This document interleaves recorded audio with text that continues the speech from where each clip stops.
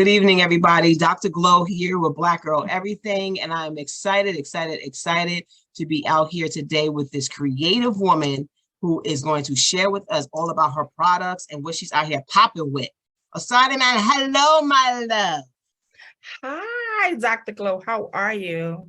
I'm cool. I'm definitely dope. Definitely excited. And I'm changing my name again because I put Dr. Pope. That's not really my name. I'm Dr. Glow right now. Got to keep to my personality types. All right. So perfect. Now it's right.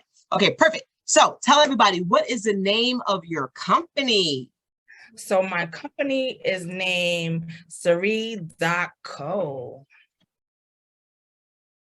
And tell me about it.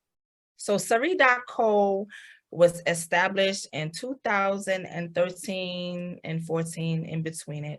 I established it because I was going through something, and sometimes you just want to create to go throughout that space, and nobody ever talks about the pink elephant in the room, which is postpartum depression. So I had it really bad, and nobody could explain to me what it was or what was going on. So I used to be, up late at night, can't figure out my feelings or my emotions. So I went on YouTube and I needed something to do, and I started crocheting, and Sarie Co was birthed out. I started crocheting for myself, making my own earrings, and everybody wanted to know, oh, where do you get the earrings from? Can I purchase? And after the fifth or sixth person wanted to purchase, I was like, you know what? I think I may have something here. So my business was birthed out of that. So Sarie Co is basically right now the creation of patterns that I've made, that I created myself, of yarn, crochet yarn. So I do also have denim earrings coming out. I do have some wood earrings coming out, some permaclay, and some other collections coming out really, really soon. So I just don't want to stay in the genre of crochet earrings. I am a creative being, and I have a lot of other things coming out. So yes. Well, that all sounds fancy. I actually crochet as well. Nice. Yeah, I do. That's one of my first businesses that I started in like 2000. Actually, probably like 2013, 2014. Yeah, so I'm good at I do a lot of blankets, hats, scarves, all those different types of things. I don't put too much time into it these days. Now it's actually getting cool outside. I actually really only crochet between October and like February, and then I don't for the rest of the year. But yeah. And every Christmas I do a crochet blanket for somebody special in my family, it's my friend group. So everybody's very excited every Christmas to see who earned the magic blanket. Nice. I love it. So I would like to see what it looks like before you give it away. Yes. Yes, I need to start that blanket for this year, don't I? Yeah, it's Christmas. I know, it's already October. Yes. So tell me, so why crochet earrings though? Because I think they're phenomenal. Like I really love them. Especially your use of color, like that fancy pair you have in the back on a really cool mannequin with half the face. Yes. She's cute. So, my grandmother and my mom, I grew up with crocheting. I grew up with quilting. I grew up with, my grandmother was a seamstress. Shout out to everybody from the West Indies. My grandmother's from Barbados, and so was my mom. And my grandmother was a seamstress back there, and she used to make all the uniforms for the schools, and she used to make wedding dresses, and you name it, she made it. So I grew up with a sewing machine. I grew up with just that creative space. And so did my mom. And I was there when she was doing her yarn. I used to be in the floor just throwing the balls and touching the balls and, the yarn balls and stuff, and play with them as a little girl. I remember even playing with the needle, losing some of the needles, how that works. So it was just a love that I had, a passion that I grew up with. So because of that, I just started with something that I saw. Okay, that's dope. Yarn. That's dope. So I'm gonna take it back for a second, because you raised an important concept that's really important to me overall, especially as a published author, focusing on my book Hero, which is all about Black maternal health and IVF and things of that nature. You definitely brought up postpartum depression. Can you mind if I dig into that a little bit? You could go ahead. Let's go. All right, perfect. So now a lot of people may not even really understand what that looks like for individuals, and it's a serious thing.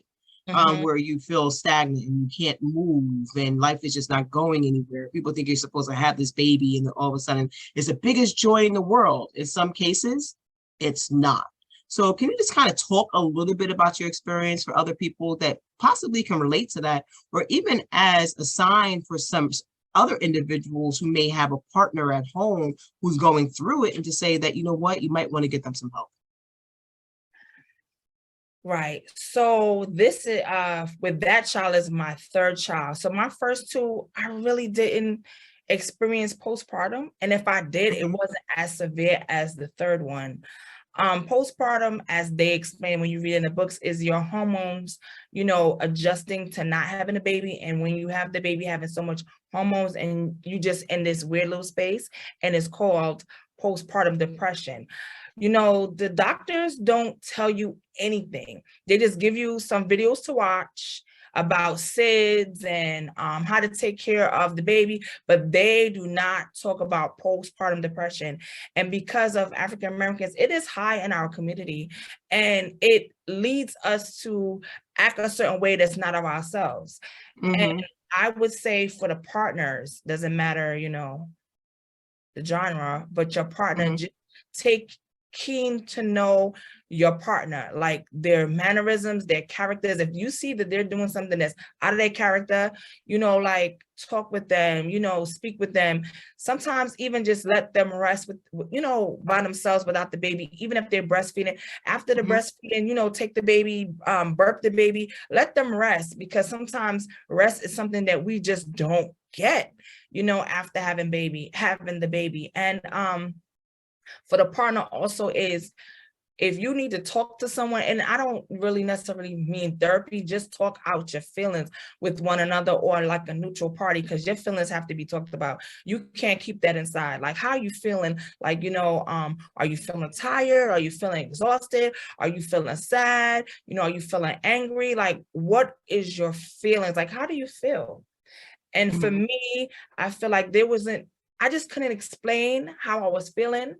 And I remember this one time I said, if I wasn't on the first floor, I'd have went out the window and jumped. That's just that's when I knew I was in trouble. Cause I'm like, I just wanted to fly. I wanted to feel like the wind, beneath my feet. And that was like, I'm like, oh yeah, I'm in trouble. Like, that was one of the scariest feelings I ever felt. And it's not even to like harm my children, of course, but it was just me. I felt like I was just in this weird, foggy space.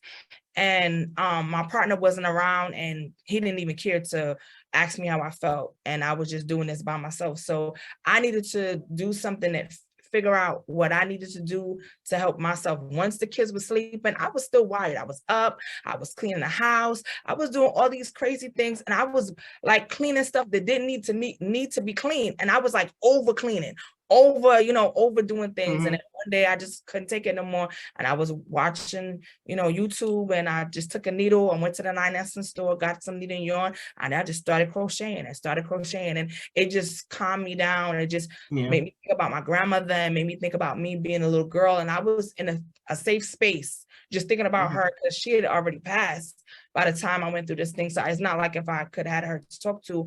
And my mom, she wasn't even living in New York at the time. So I didn't really have, close family around me. And the people that I was around, people don't ask. Sometimes you just can't express it, but nobody's asking, how are you feeling?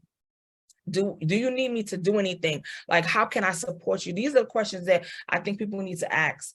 Not only after having a baby, but just before you're having a baby, when you're doing that nesting part. Your third trimester is like one of the most, I can't even say traumatic experience, but different experience, right? So I think people should ask, like, how are you feeling? What support do you need? And those type of questions. Yeah, I think it's always great to ask for support and stuff like that.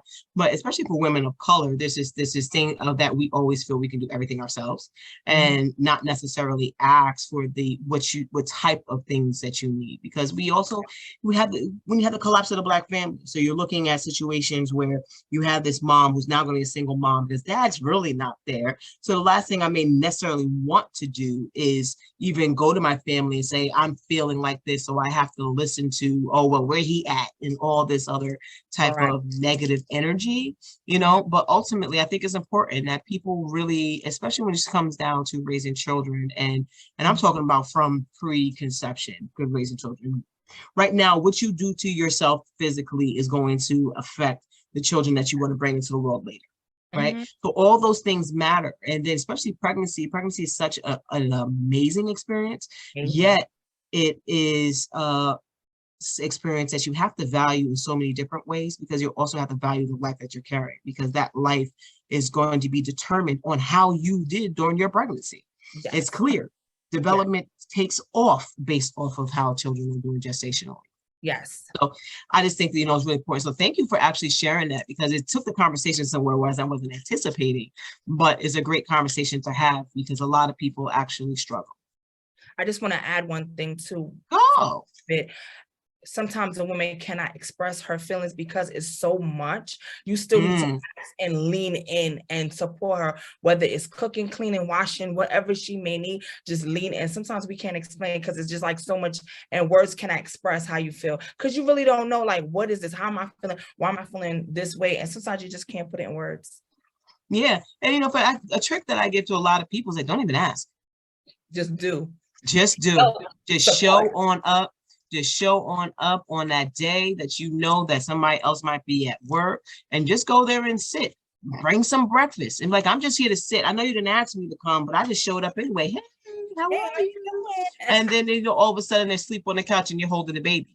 But, you know, just show up. And those type of supports really can matter for individual. Come and wash some dishes, wash some bottles, wash some laundry, burping cloths, or them, take out the trash. Those little things. Yes, the little things does help, and it does go a long way. And trust me, we do appreciate every support, and we appreciate it. We do.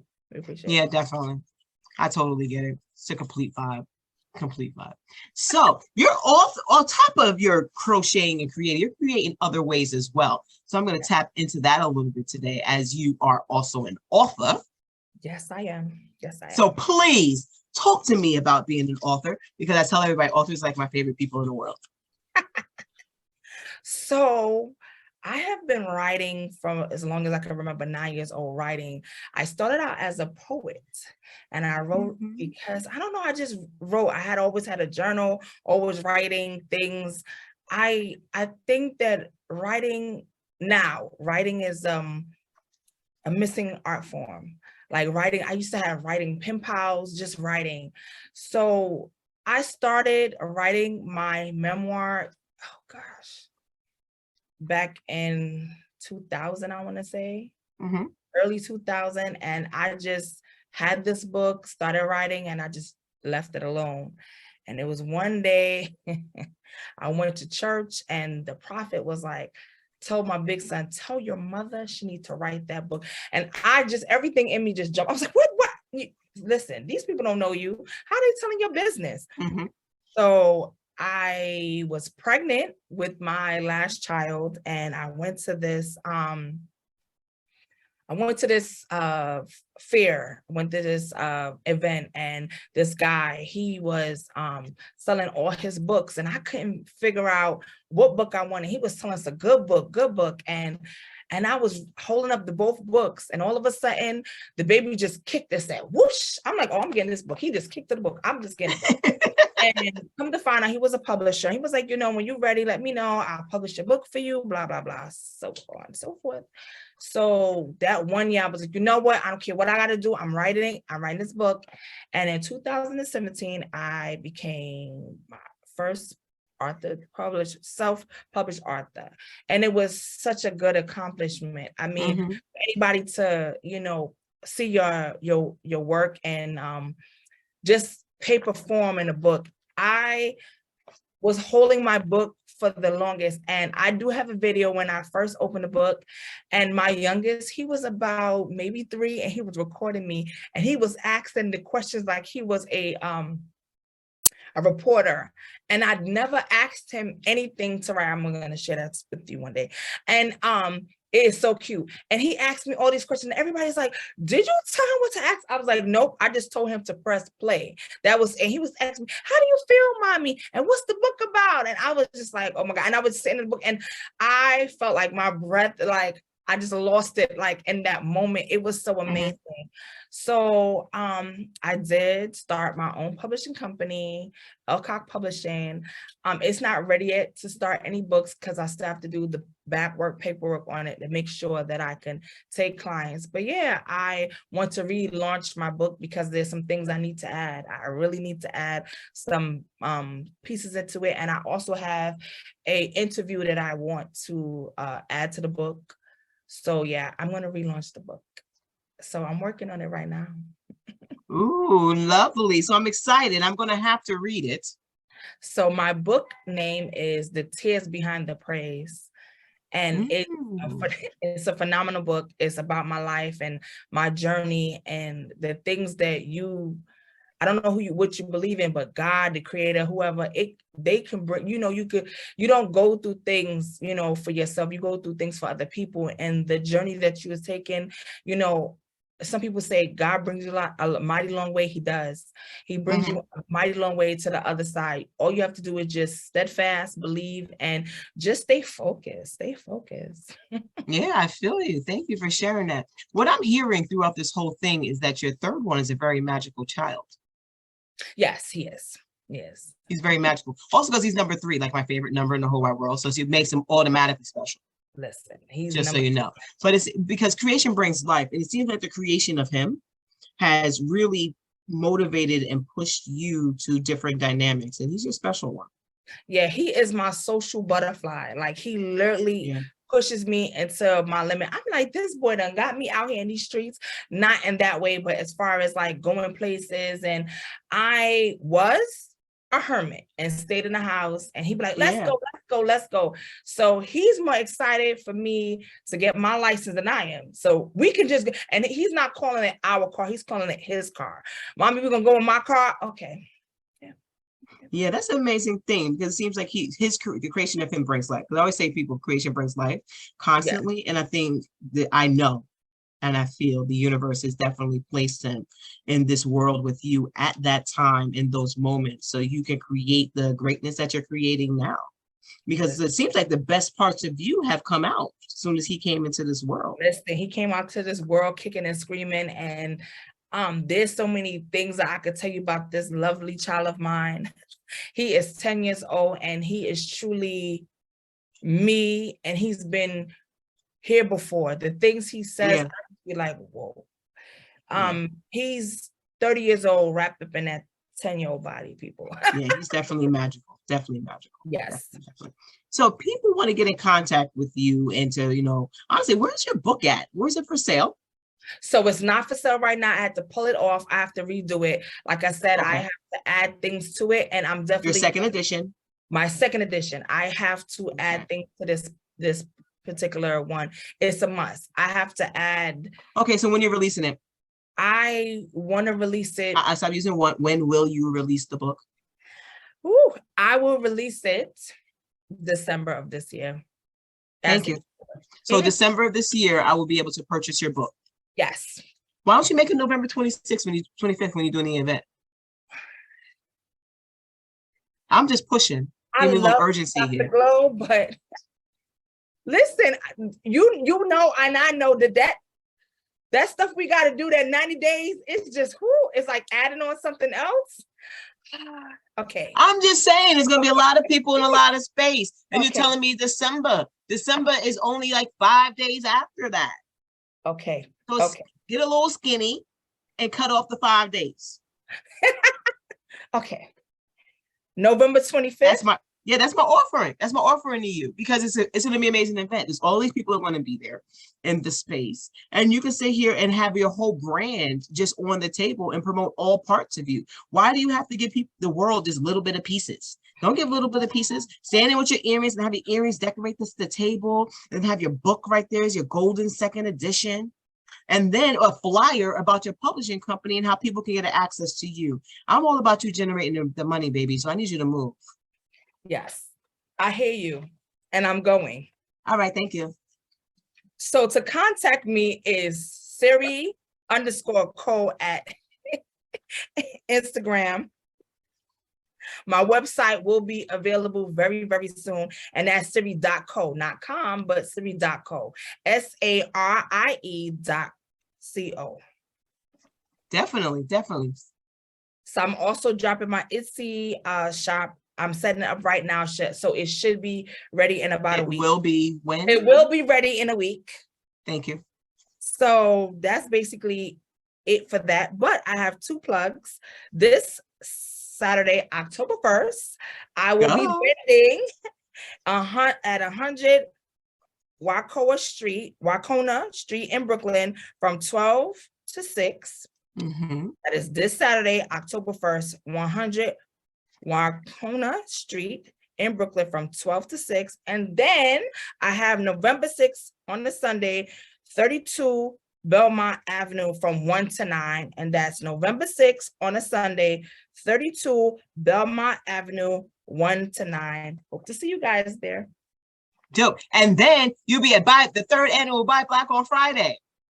Right, but you got to say that it's November 25th. It's going to be at 103 West 2nd Street. Please, you can go ahead and register for your free tickets on the Black Girl Everything website, www.blackgirleverythingllc.com. And the big thing about that is that I'm actually giving away $1,000 that night. Woo! Woo! Yes. Tickets actually go on sale on Saturday at midnight. Directly on the website. Oh, the BG website. Get your golden tickets. It's gonna be real. $1,000. Let's go, people. You gotta be in it to win it. And I love giving away stuff. I give away stuff every Monday, for free, because I just love giving and giving and giving. Yes, I got my. So I'm excited about this $1,000. I won a T-shirt. Yeah, woohoo! You did win a T-shirt. You popping? Yes. You popping, and you're coming to the retreat. I am there, and I'm also a newly joined person on the VIP Collective. Y'all gotta come You on. are a VIP Collective member. You was doing it all. Woo, woo, woo. Come on, people. So I appreciate your support, though. All right, but you see what happens, though? You talk to me for like 5 minutes, and then you got new goals, right? I wrote it down.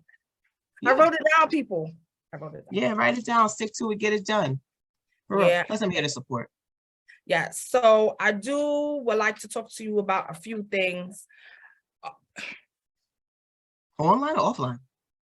Of course, offline. I need an editor because I need this. Okay, that's offline stuff. All right, so everybody, we're going to end this interview. Bye, everybody. Thank you all for tuning in. Next week for my next interview, I'll be interviewing Rose. She's great. She's really, really cool. She's a really, really cool person. She's kind of dope. You actually meet her at the retreat, she'll be there. But for those of you who are not coming to the retreat this year, I'm so sorry you're gonna miss it. It's gonna be fantabulous. All right. I will post my pictures. Yes, I will. It's gonna be the bomb. All right, everybody. Until next time. Thank you for tuning in. Thank you for coming. Bye.